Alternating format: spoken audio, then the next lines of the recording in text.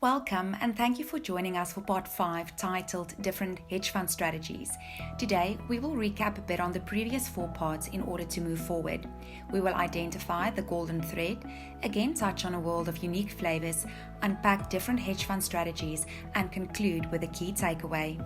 Throughout the series, you would have picked up on the fact that hedge funds are indeed interesting investment species. Here are some of the highlights from part 1 to 4.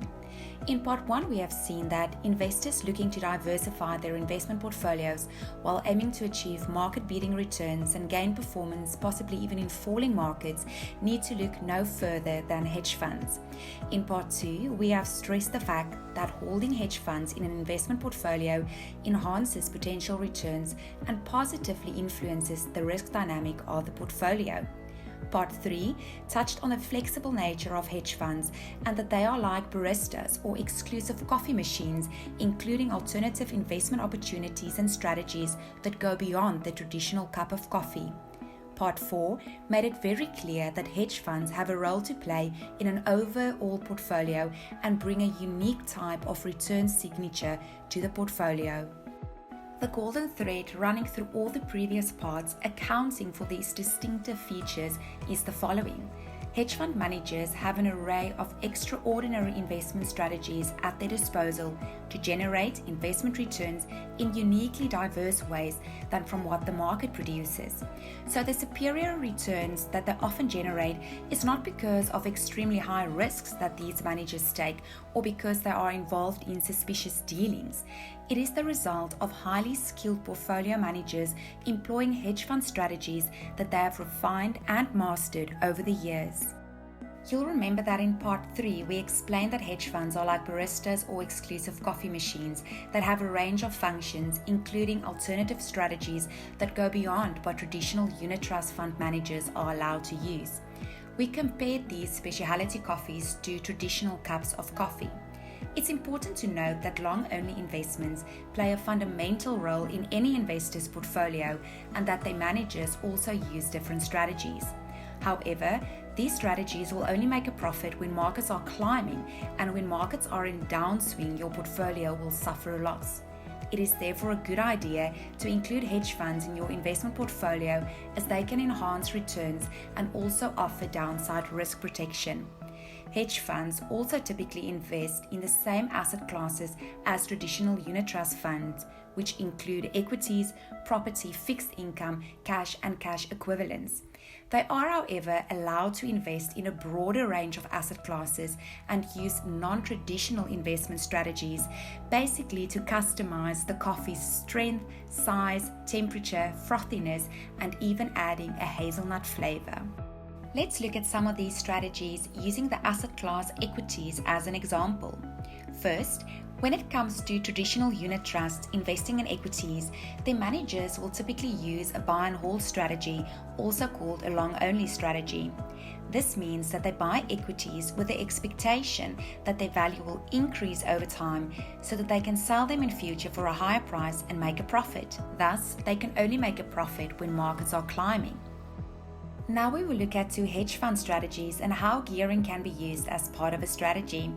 Enjoy the videos on a long-short equity strategy and a market-neutral equity strategy, as well as the video on gearing. Unpacking 2 hedge fund strategies. Long-short equity explained. Long-short equity is biased towards a specific direction, usually toward a long position. There are 2 farmers farming 2 totally unrelated things, grapes and cattle breeding. Farmer 1 is expecting a good harvest of grapes and a good return on cattle, believing the market for cattle will have good future prices. Farmer 2 is expecting a good harvest of grapes, but is concerned that he isn't going to get a good future price for cattle. What does he decide to do? He contacts Farmer 1 and borrows cattle from Farmer 1, agreeing to give the cattle back at a future date. Farmer 2 sells the cattle to another breeder and will buy them back at a future date to return the borrowed cattle back to Farmer 1. Farmer 2's overall long-short portfolio has a long holding of physical grapes which he plans to sell in future at a higher price than today's price, and a short holding of cash from the sold borrowed cattle which he hopes to buy back at a lower future price and return to Farmer 1. Farmer 2's long-short strategy will yield a profit if in future the price of grapes does in fact go up, and again if the price of cattle goes down. Market neutral strategy explained. Market neutral strategies have a net total market exposure of 0%. Farmer 3 prefers farming in one niche, which is grapes. Farmer 3 harvests and sells red and white grapes to a local winery. He is expecting that his white grapes harvest will be 50 tons and will be able to sell at a higher future price than today's price. He is concerned that his red grapes harvest, although also yielding 50 tons, will sell for a much lower future price than today's price. His farmer friends, Farmer 1 and 2, disagree. They believe that red grape harvest prices will be higher in the future than they are today. Farmer 1 and 2 are willing to lend him 50 tons of red grapes today, which he agrees to return in future. So, Farmer 3 takes the 50 tons of borrowed red grapes and sells it to the winery that day. Farmer 3's overall portfolio is market neutral because he has a long holding of 50 tons of physical white grapes which he plans to sell in future at a higher price than today's price. He also has a short holding of cash from the sold borrowed 50 tons of red grapes which he will return in future to Farmer 1 and 2.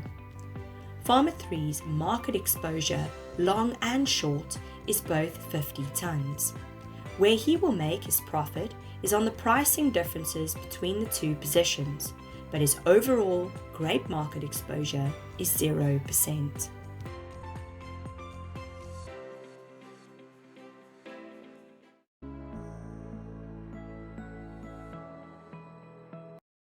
Unpacking gearing within hedge fund strategies. In order to fully understand how gearing is applied in hedge funds, we need to understand the key difference between the way that hedge funds trade and the way that traditional unit trusts trade. In unit trusts, if you give 100 Rand to a portfolio manager, they will go buy cash equities of 100 Rand, maybe holding a portion of the portfolio in cash for liquidity reasons. Using our grapes example in the strategies video, this would represent holding 100 Rands worth of physical grapes. In hedge funds, trading is different. Hedge funds trade with something called margin. Margin is a certain percentage of the total amount received in cash. With this, they take out a position on the market, and this is called a derivative. For example, if you give 100 Rand to the portfolio manager and the margin is 10%, they will take 100 Rand multiplied by the 10%, which is 10 Rand, and go buy derivatives on the equities. The market value of that 10 Rand margin derivative will still be worth 100 Rands in the client portfolio. Using our grapes example, instead of holding the 100 Rands worth of physical grapes, we would be holding a 10 Rand position, either long or short, on those grapes that represents 100 Rands worth of physical grapes. So now we know about the 10%. What about the 90% left over after the margin? This acts as surety to the hedge fund to execute on different strategies. For example, applying gearing to the strategy. Gearing is applied on the margin amount that purchases the derivatives and not the full amount. So, using the previous example, you give a portfolio manager 100 Rand to invest in a portfolio that is 3 times geared on a long-short strategy, where 10% of the margin will be applied. If 3 times geared was equal to a long position which is 2 times geared and a short position which is 1 times geared, it would look something like this.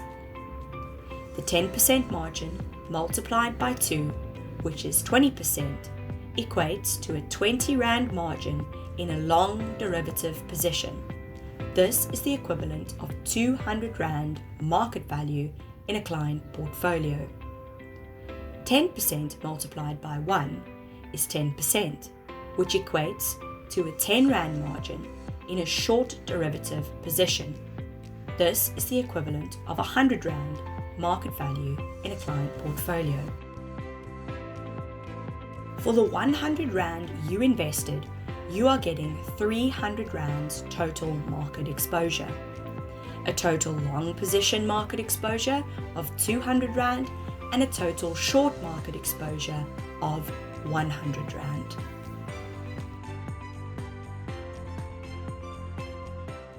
We have only touched the tip of the hedge fund equity strategy iceberg. There are countless of strategies across different asset classes that are being used by hedge fund managers.